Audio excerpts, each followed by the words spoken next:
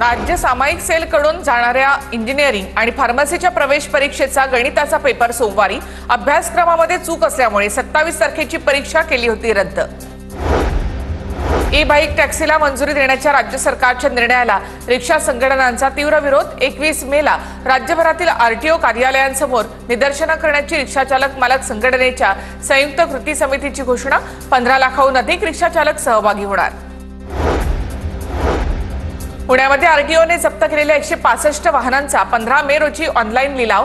विविध कारवायांमध्ये जप्त वाहनं दंड भरून सुद्धा प्रवाशांनी परत न नेल्यामुळे वाहनांचा लिलाव होणार।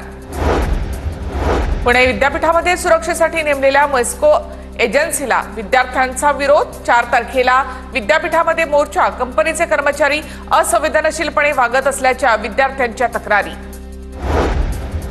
पुण्यामधील पुरंदर विमानतळाच्या ड्रोन सर्व्हेसाठी स्थानिकांचा विरोध। शेतकऱ्यांनी ड्रोन सर्व्हे बंद पाडला। दगड मारून शेतकऱ्यांना ड्रोन पाडला।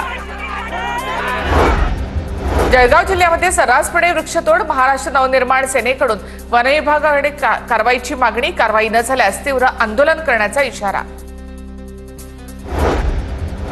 आळंदीमधील इंद्रायणी नदीमध्ये पुन्हा एकदा फेसाळी। केमिकल मिश्रित पाणी नदीमध्ये सोडल्याचा स्थानिकांचा आरोप। कोल्हापुरातील अंबाबाई मंदिर परिसराचा पुनर्विकास आराखडा प्रलंबित। सोमवारी पुनर्विकासाच्या आराखड्यामध्ये पहिल्या टप्प्याचं सादरीकरण। व्यावसायिकांचं योग्य ठिकाणी स्थलांतर करण्याची मागणी।